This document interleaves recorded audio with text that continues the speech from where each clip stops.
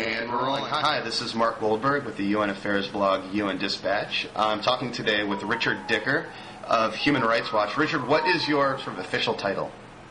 I am the director of Human Rights Watch's International Justice Program.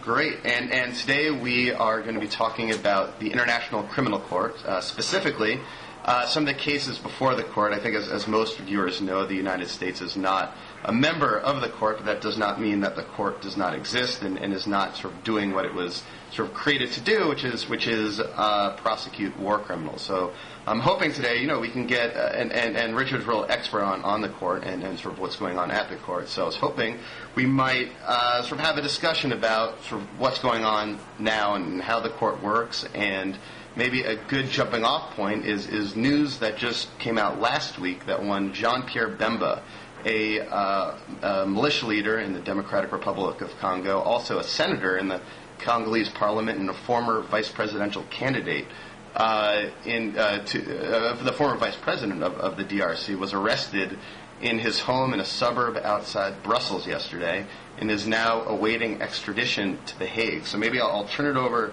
to you now, Richard, to sort of explain who Jean-Pierre Bemba is and sort of what happened last week. Certainly. Jean-Pierre Bemba is a Congolese politician and military leader. He had been a vice president in the Congo's transitional government for a number of years, just prior to the presidential election in 2006, where he was the leading opponent of DRC President Joseph Kabila. He came close to defeating Joseph Kabila in that presidential election, lost in the aftermath of the election. There were incidents in Kinshasa, the capital of DRC, involving some of Jean-Pierre Bemba's forces in armed incidents with forces loyal to President Kabila. A number of people were killed in that armed encounter. And following that, Jean-Pierre Bemba left the Congo, had been living for a while in Portugal, and as you had indicated, Mark, just over the weekend was arrested at his wife's home outside Brussels in Belgium. But what he was arrested for, I think, is interesting to go into. These were alleged crimes that Bemba, according to the International Criminal Court prosecutor, was responsible for, not in the Congo, but in the neighboring country of the Central African Republic back in 2002-2003, when there was an attempted military coup there against the president. The president at that time, an individual named Patase, not being confident on support from his own Central African Republic armed forces, called in Jean-Pierre Bemba's armed group, the MLC, Mouvement pour Libération du Congo, to assist him, President Patase, in suppressing that armed uprising in Central African Republic. In the course of doing that, the ICC prosecutor alleges that Jean-Pierre Bemba was responsible for a wide number of rapes that occurred in and around the capital of the Central African Republic, torture that occurred, and acts of pillage.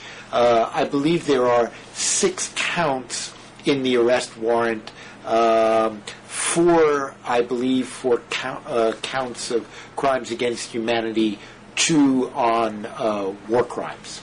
So those are the charges with which the Belgian police arrested Jean-Pierre Bemba, and as you said, Mark, he is currently in custody near Brussels and is awaiting hearings on a possible surrender by Belgian authorities of Monsieur Bemba to the custody of the International Criminal Court in The Hague. Interesting. So essentially, he was a Congolese was arrested for crimes committed in neighboring Central African Republic. Yes. Yeah. And let me just add, I think the significance here is that Jean-Pierre Bemba is a major figure. He is a senior leader in the Democratic Republic of the Congo. And I think this arrest warrant and apprehension suggests that the International Criminal Court is raising, if you will, its sights from militia leaders of one type or another to political figures. And Human Rights Watch believes it's absolutely essential that the prosecutor of the court turn his attention not only to militia leaders as those who have been arrested for alleged crimes in eastern Congo, but to the senior political and military figures who bear the greatest responsibility for use of rape as a weapon of war or intimidation, acts of ethnic cleansing, and slaughter of helpless civilians. So it's very, very important to target senior political figures who we believe have responsibility for the horrific crimes that have occurred in both Democratic Republic of the Congo and the Central African Republic.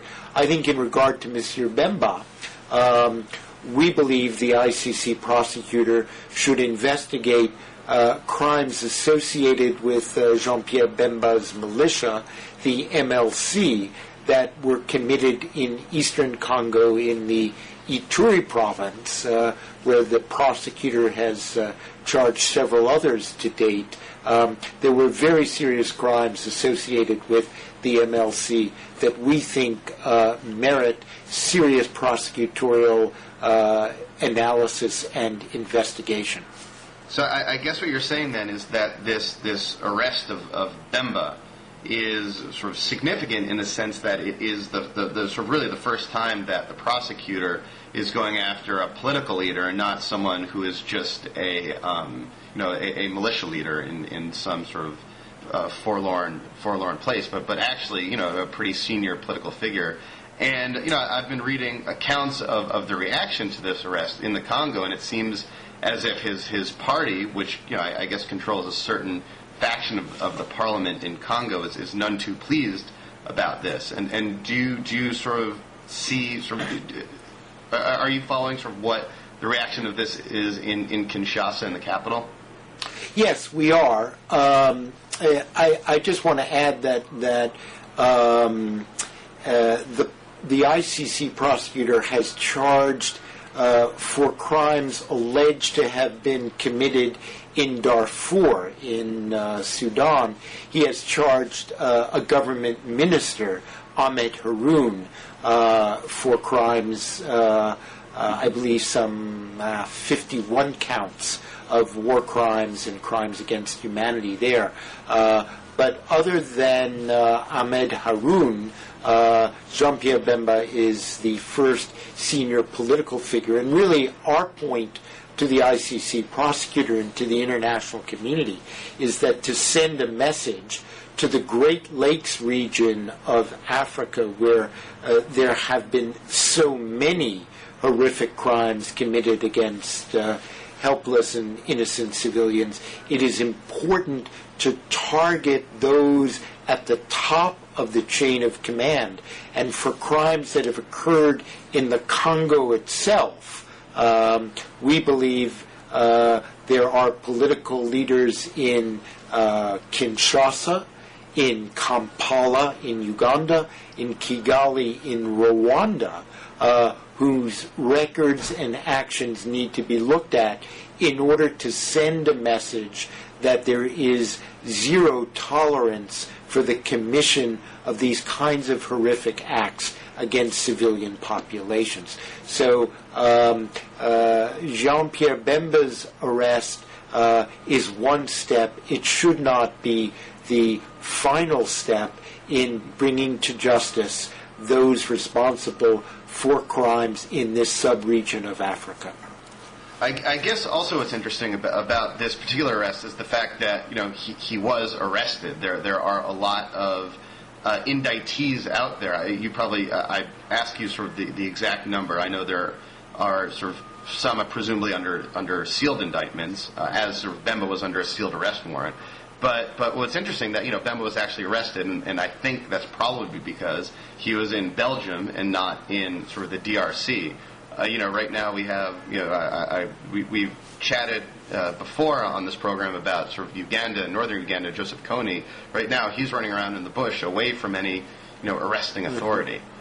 And that seems to be sort of almost like one of the biggest problems and hurdles facing the ICC is that it has no sort of police force and it has no way to arrest people. It depends on member states to do so. Yes, I think you put your finger on what is the Achilles heel of the International Criminal Court and all of these international criminal tribunals, the Yugoslav Tribunal, the Rwanda Tribunal, the Special Court for Sierra Leone. As international courts, they have no arrest capacity themselves. They are totally reliant on states and international organizations like the United Nations to actually carry out the arrest. And not surprisingly, that raises many obstacles, from the kinds of obstacles we're seeing today in Sudan, where the Sudanese government in Khartoum adamantly refuses to arrest Ahmed Haroun and a Janjaweed militia leader charged by the International Criminal Court. You've got out-and-out flouting of the International Criminal Court's arrest warrant, as well as UN Security Council Resolution 1593, which mandated the prosecutor of the court to investigate and try cases arising out of crimes in Darfur, and obligated the Sudanese government to cooperate with those investigations. The Sudanese government is stonewalling and obstructing justice. So you've got that kind of scenario. You mentioned Joseph Kony.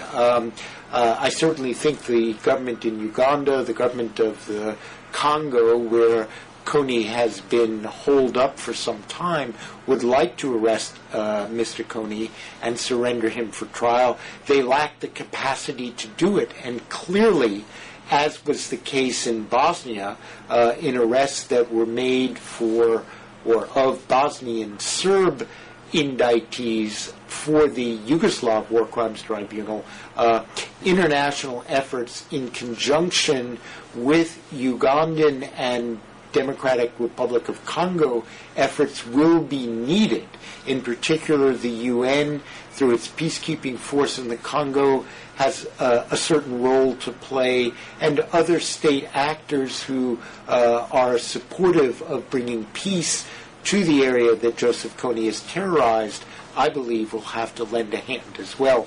So this capacity to arrest is a real problem for this court, and what often happens is states lack the political will to mobilize themselves to carry out these arrests, and the blame falls on the court as being ineffective, whereas the court never had the capacity to carry out these arrests in the first place. And I think the responsibility and the burden needs to rest on states and the United Nations to do the right thing.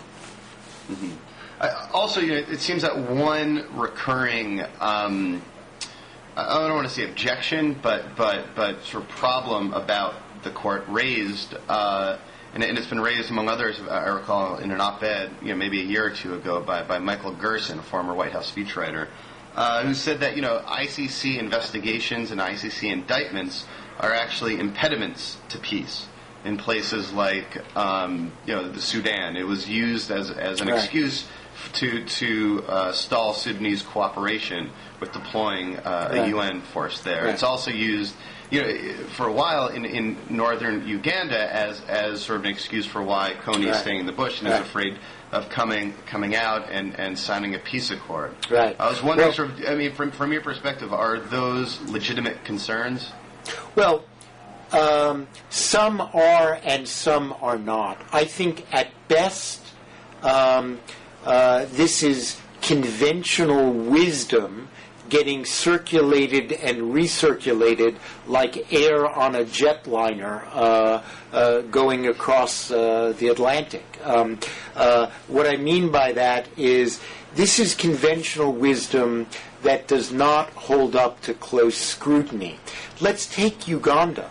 I think as much as we heard from elements of the community in northern Uganda at first that, oh my gosh, the ICC warrants were an obstacle to peace, I think clearly in retrospect, and I think we saw it at the time, the warrants brought by the International Criminal Court were one important factor that contributed to the isolation of Kony and the LRA that helped compel them to the bargaining table in Juba in July 2006. I'm not saying the arrest warrants were the sole factor or even the principal factor. I think the comprehensive peace accord worked out between northern and southern Sudan that eliminated the base of operations the LRA enjoyed for a number of years was probably the single most factor, but the most important factor. But certainly the ICC warrants contributed to the LRA's sense of isolation and narrowing of options and were instrumental in bringing about the LRA's desire to sue for peace. Now, that was in 2006. Since the Juba talks, sadly, have fallen apart, what are the lessons we can learn about the argument that we heard again and again, oh, the ICC is the obstacle? I beg to differ. The obstacle to peace was not the ICC, but Joseph Kony and the leadership of the Lord's Resistance Army that has demonstrated its complete lack of commitment to ending that horrific conflict. One, because Kony failed to show up to sign the final peace agreement, and two, because even as those negotiations were nearing their end, Kony's forces were conducting operations in Central African Republic and Democratic Republic of the Congo, abducting hundreds of children into the LRA forces. Hardly an indication or a good faith indication of a commitment to peace. I think, frankly, Kony used the ICC as a scapegoat and a dodge for what was his real agenda, and that was a complete desire for no responsibility from any court whatsoever, plus a big mansion, a lot of money, and payoffs from the Ugandan government. Those were the obstacles to peace, not the ICC. And I think looking back on what happened at the Juba talks, intellectual honesty requires, and I think reasonable assessment requires the conclusion that Kony was shamming, and the mouthpieces for Kony were shamming in blaming the ICC. Kony did not want a trial for the acts he is allegedly responsible for in any forum. He wanted a get-out-of-jail-free card, and the bad news is, Buster, that in the beginning of the 21st century, there is no more impunity for a 20-year record of child rape, abduction, murder, torture, etc. I think that's what the record of Uganda shows. So let's get over this canard that it was the ICC that blocked the peace talks. It was Joseph Kony and whatever drives that twisted mindset of his. Maybe stepping back for a second, I'd be curious to see sort of your thoughts on how the relationship between the U.S. and the ICC has sort of evolved since the beginning of the Bush administration. Now, maybe to set this up, in the waning weeks of the Clinton administration, the president signed the Rome Statute, but it was never ratified by the Senate. The Rome Statute is what created the International Criminal Court. And then in sort of an early act of the Bush presidency, and in fact this was what John Bolton calls his happiest moment of government service, was to remove the United States' name from the Rome Statute. And that then followed a period of pretty hostile relationships between the two, between the U.S. and the ICC, and I'm wondering sort of how that relationship, in your opinion, has evolved since then. Well, these are interesting questions, and I will address them as best I can. But I just wanted to add one other point to my comments in regard to peace and justice. Sure, yeah. If I may, and that is, I think the International Criminal Court is going to be a lightning rod from the diplomatic community, and we're already seeing this in some segments of the United Nations Secretariat. It's going to be a lightning rod for criticism and opposition because, unlike the Yugoslav Tribunal, unlike the Rwanda Tribunal, it has a mandate to investigate ongoing conflict situations where UN negotiators and other diplomats are trying to bring about a much-needed peace settlement. And it's for that reason that the ICC is going to encounter, I think, some hostility and frosty reaction from diplomats whose job it is to negotiate peace agreements. Frankly, the existence of the ICC as they themselves, that is, these negotiators at the UN Secretariat will let you know, makes their job more difficult. Well, it makes it more difficult because the ICC is investigating crimes committed in ongoing conflicts. I think that's true. But I think it's a good thing because what it reflects is the international community's desire to end the kind of impunity associated with mass slaughter that was so prevalent in the last decades of the 20th century. So the job of diplomats has become more difficult because international law and the commitment of the international community to bring redress and justice to victims has increased as well. And I think the task for diplomats is to manage the interface between peace and justice in a way that yields both peace agreements without sacrificing justice in the form of amnesty or impunity deals. It's doable. I think we've seen lots of positive examples about it, but that's why the ICC, as I said, is going to attract a certain kind of criticism or frostiness from those who are mandated to negotiate. Our point is, and I think there's ample experience to show this, that justice is a crucial component of a durable peace. So for those tasked to negotiate peace agreements, I think it would be short-lived to think, or short-sighted, to think that peace could be pursued at the exclusion of justice. Diplomats need to find a way to broaden their skills in making sure that justice is either part of a peace deal or not preempted or otherwise excluded from a peace negotiation.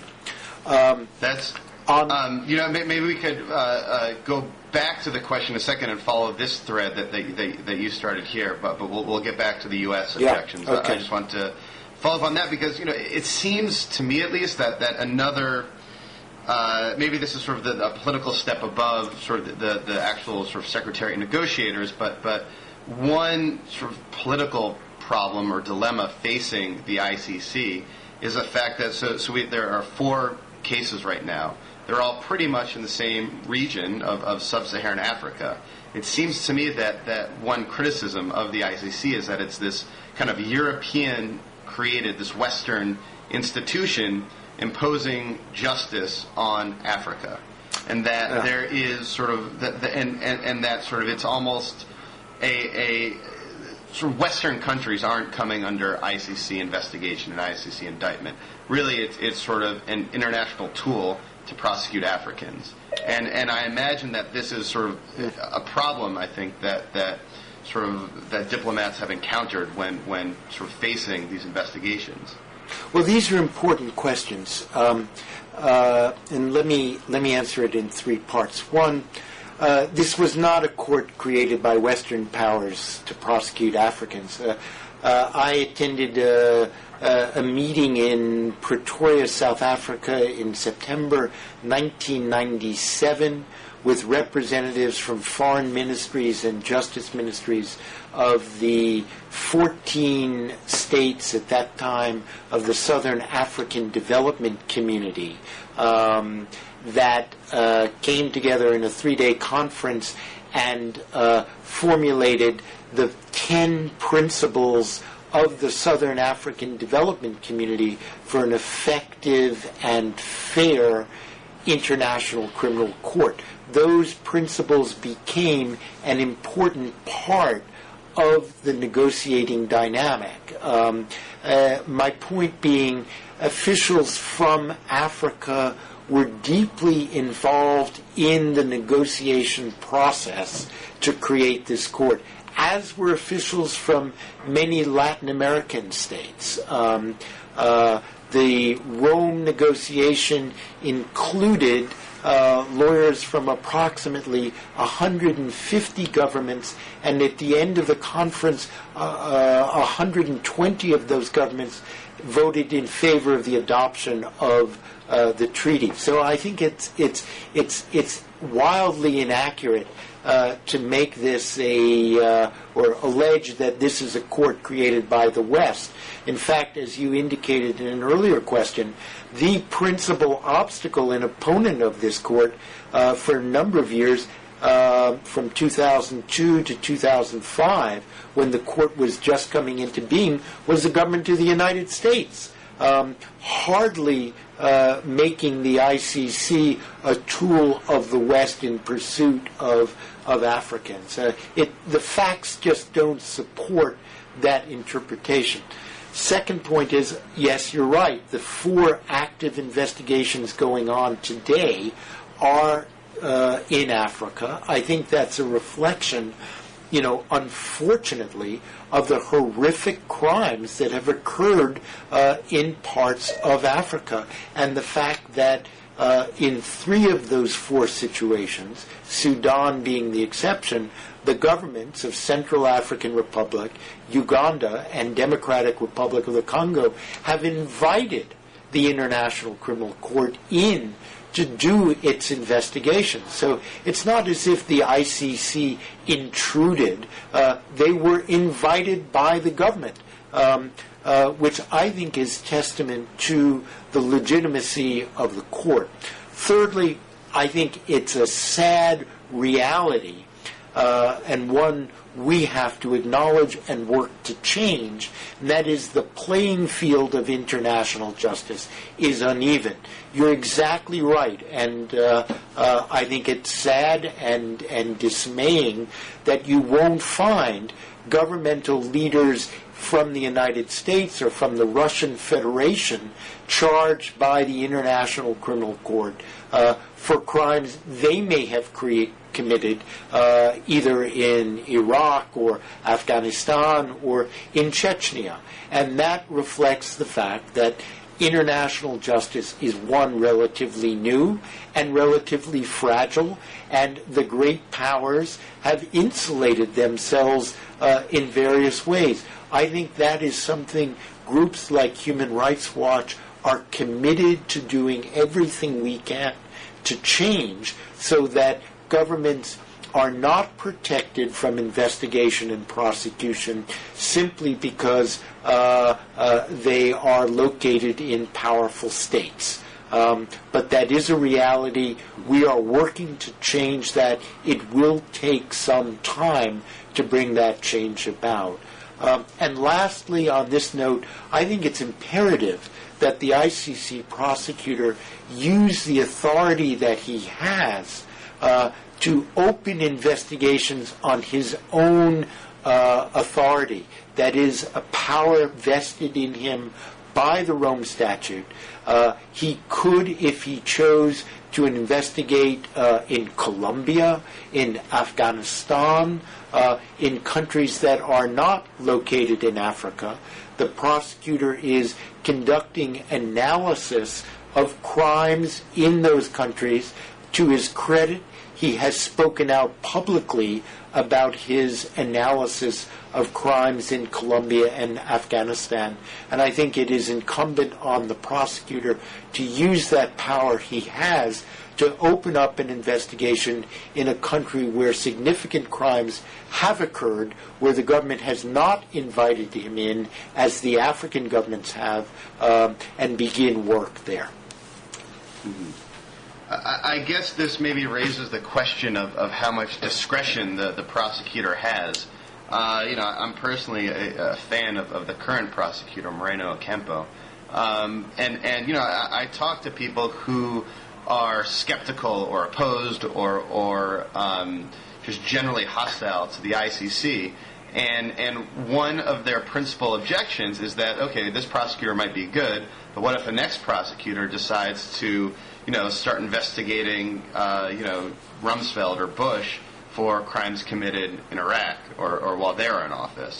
And this, to me seems like, it seems that there is a chance of these sort of what the opponents would call politically motivated prosecutions in the future, and I'm wondering how would you respond to that? Well, first let me say, I think Moreno Ocampo has an incredibly difficult job.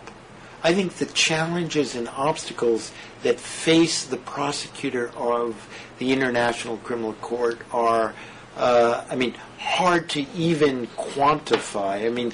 You mentioned before, we talked a little bit about the reliance, dependence of the court, of the prosecutor, on cooperation by states to arrest individuals. This prosecutor's job is incredibly difficult to do, and I think any assessment of his work or the work of the court as a whole has got to be set in that objective context in terms of the enormous challenges. The U.S. Attorney in Manhattan for the Southern District of New York has a much easier job than Moreno Ocampo. The U.S. Attorney has police, has agencies to carry out his arrest warrants, etc. Moreno Ocampo has none of that. So it is an exceedingly difficult job that he has to do. I think in terms of the concern, we as a human rights organization, an organization committed to fair trials for any accused, regardless of what crimes they are charged with, we don't want to see the International Criminal Court instrumentalized as a vehicle to advance any political agenda. We think that would be a degradation of the judicial function and ultimately the legitimacy and credibility of this institution. So we don't take second place to anyone concerned that the court might or could become a vehicle for politically motivated prosecutions. Can I ask for a second? Are there within the court structures or institutions that might sort of counterbalance or check a sort of politically motivated prosecutor from launching investigations? Yeah, yes, there are, and I think that is really the response, or that is the reality that I would point to for those who fear the prospect of the court being instrumentalized for political objectives. Now, what sort of could you be specific? What sort of checks and balances, I guess, are there? Yeah, well, first and foremost, the ICC is a court of last resort, which means it only takes a role when and where the national courts that should be investigating and prosecuting these kinds of crimes are either unable or unwilling to do so. So the ICC, if you will, defers to the national authorities to do the work the national judicial system should be doing. It's involved in the Congo because the president of the Congo requested the ICC, citing that his government and his courts were unable to do the job in bringing to justice those most responsible for serious acts of slaughter of civilians and use of rape as a weapon of terror. So the first offense is that if the national authorities do what they should do, then there is no cause for the ICC to get involved. And there are strict standards set out in the ICC treaty that help give a sense, and it's a high threshold for the prosecutor to make the case that he has a role to play rather than the national authorities in any investigation. One would hope U.S. authorities would do what they should do and investigate serious and substantive allegations of criminal conduct by any U.S. military or civilian official. If that were done, that would preempt any ICC activity whatsoever. There is the ability of individuals and governments to challenge before judges of the court the decision by the prosecutor to undertake an investigation in that particular country. In other words, the prosecutor of the court, his decision in going for an investigation is subject to judicial review by the judges who get to hear challenges coming from individuals and governments as to the appropriateness or legitimacy of that decision by the prosecutor. Similarly, there could be no investigation of Donald Rumsfeld by the International Criminal Court for the simple reason that the ICC, or I should say the U.S. government, is not a party to the Rome Treaty of the ICC, and that is a requirement for the court to be able to carry out its investigation and prosecution. Let me just add to that in the interest of completeness. Let's take Iraq.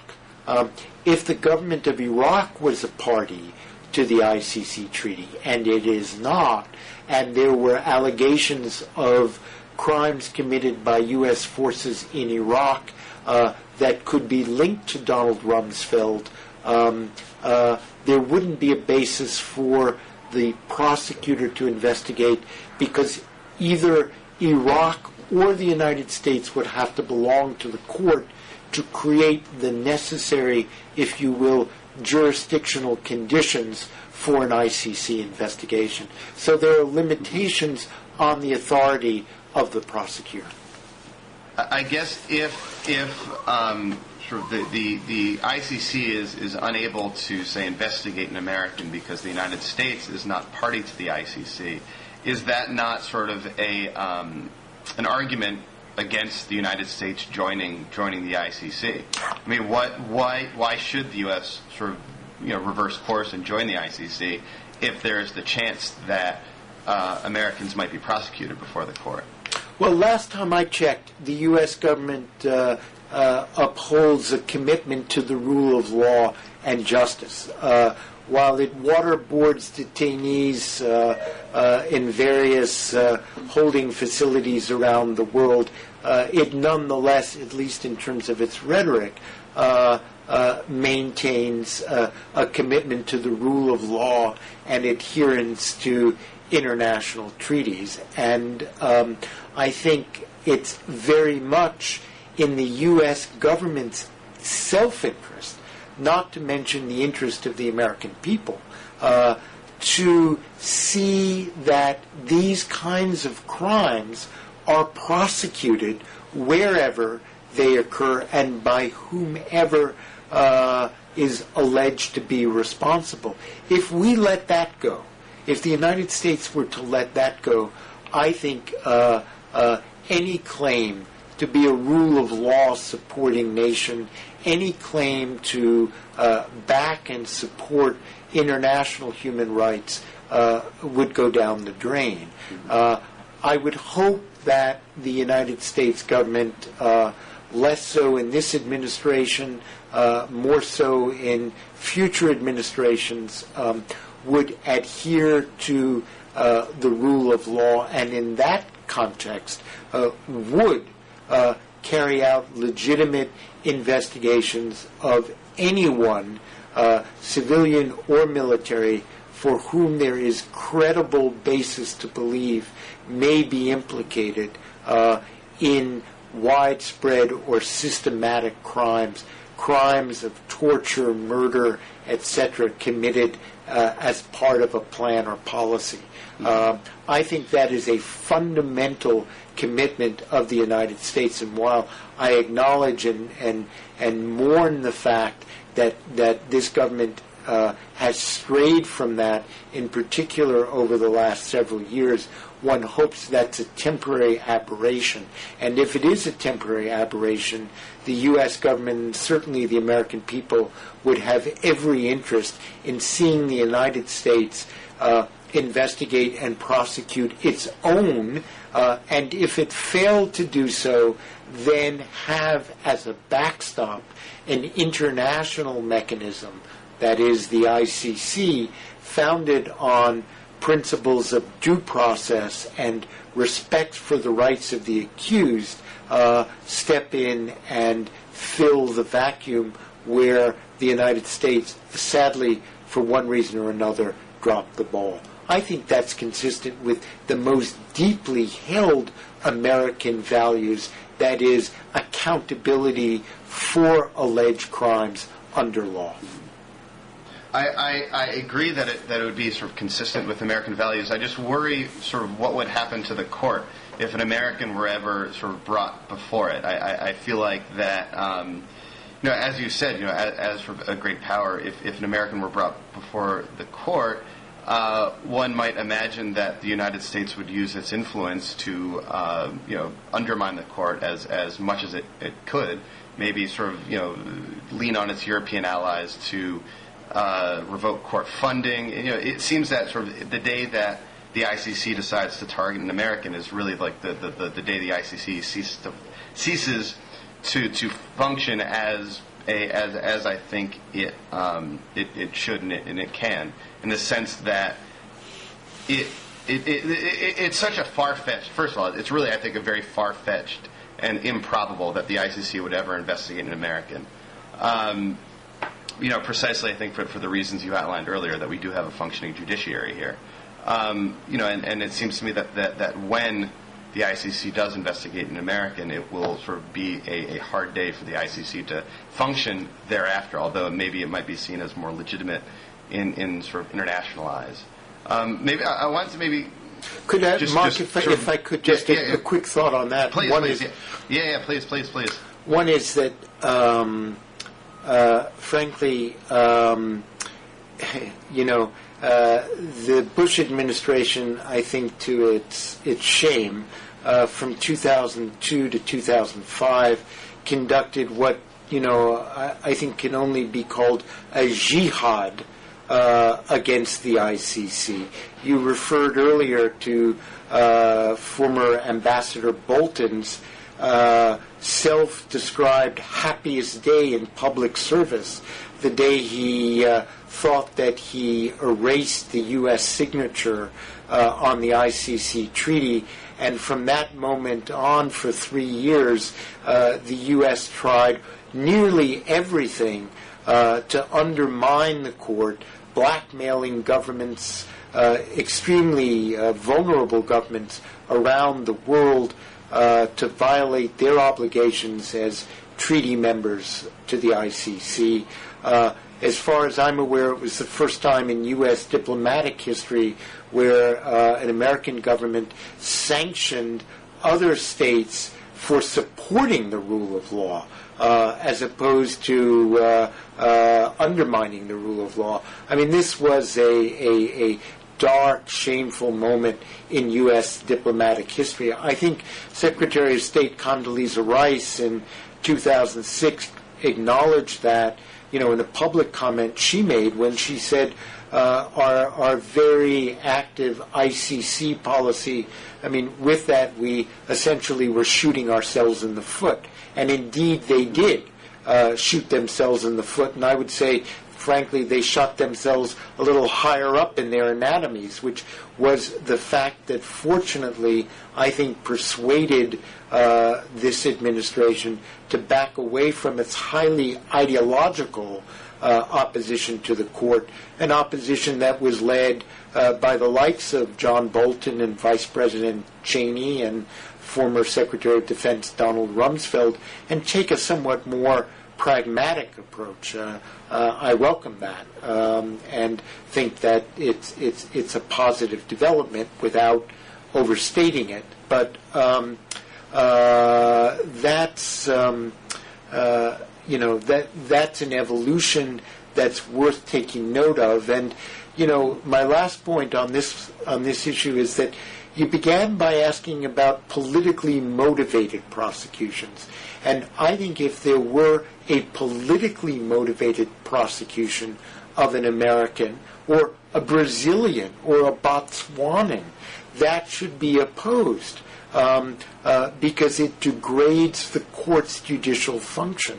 And I can assure you, if there was a politically motivated prosecution, Human Rights Watch and other human rights organizations committed to both justice and the court would make their voices heard about that.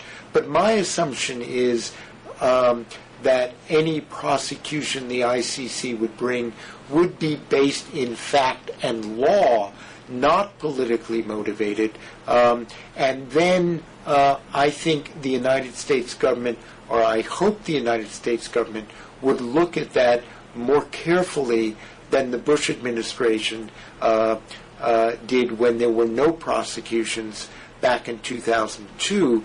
And certainly we've seen the European governments and governments from around the world withstand very fierce U.S. government pressure against the court in its earliest days. And I would hope that that support would continue. So from whatever opposition or pressure the U.S. brought to bear politically, it would not break the ICC, so long, again, as that prosecution was based in fact and law.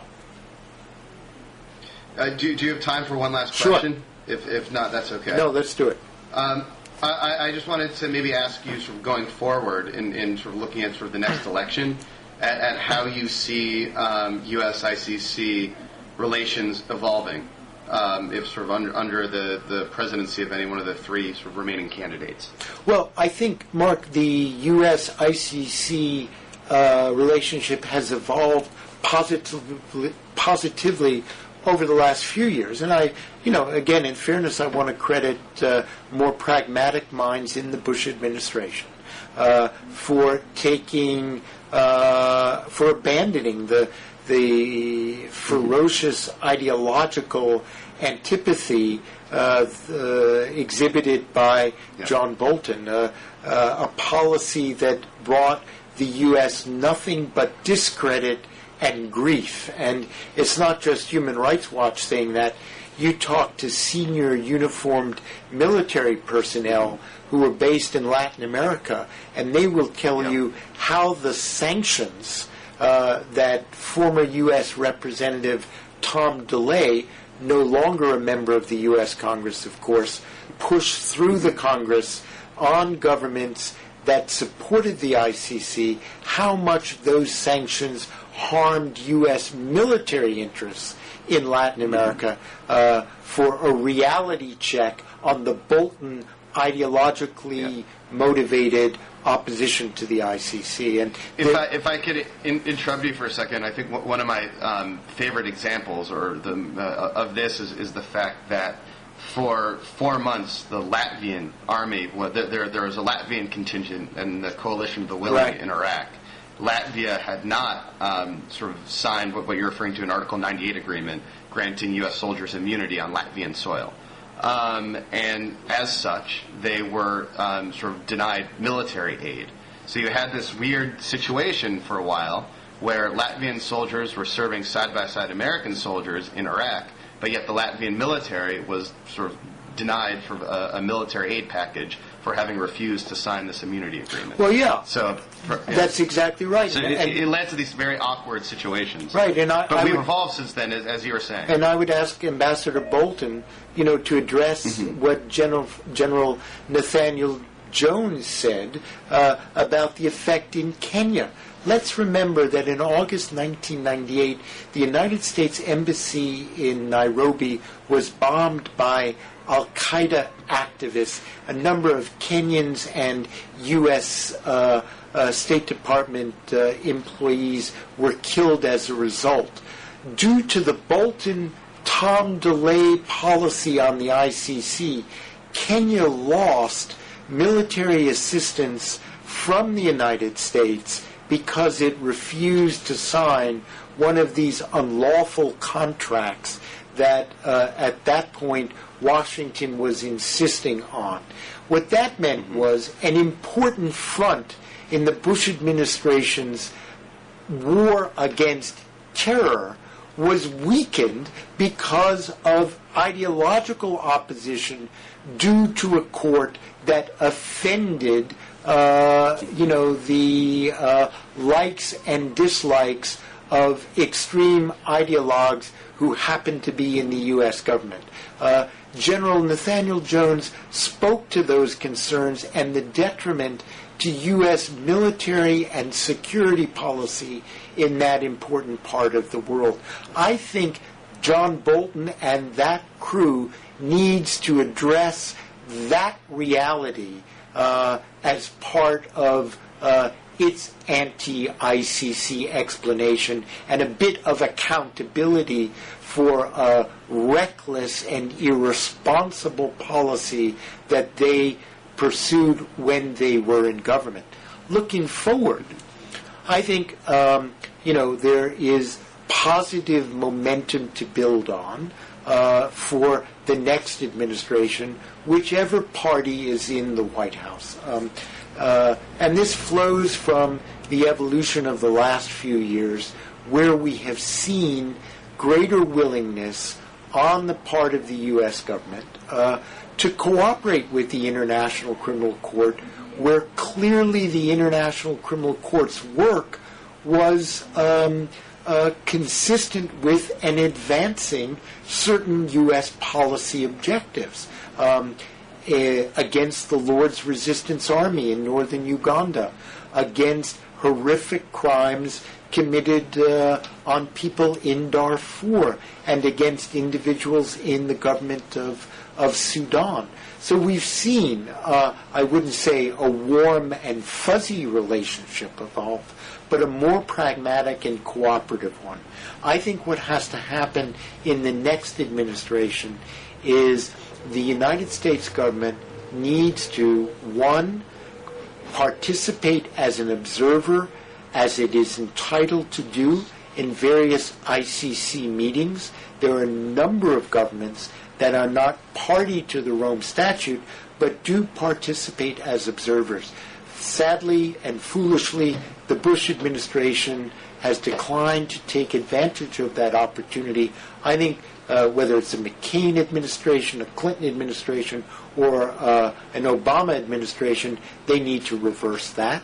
I think there needs to be a further narrowing and ultimately a repeal of the legislative sanctions that the Tom DeLay Congress put in place against the ICC that eliminated both military and economic assistance to a number of very vulnerable ICC states. That needs to be repealed, and I think the United States government needs to find ways to work more closely with the court in carrying out its investigations. Ultimately, the United States needs to join the ICC as a state party, but I recall the fact that it took the U.S. Senate 40 years to ratify the Convention to Prevent and Punish Genocide. It took the United States Senate 25 years to ratify the International Magna Carta of Human Rights, that is, the International Covenant on Civil and Political Rights. So our Senate doesn't have a track record as a speedy actor in ratifying important international agreements. Eventually it will happen. I think sooner rather than later would be preferable. I'm confident it will, but realistically, I think that's a little ways down the road yet. Well, thank you so much, Richard. This was a really great chat. I appreciate it.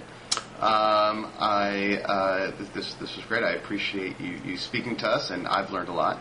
So thank you. Well, my pleasure. So I'm going to stop the capture right now.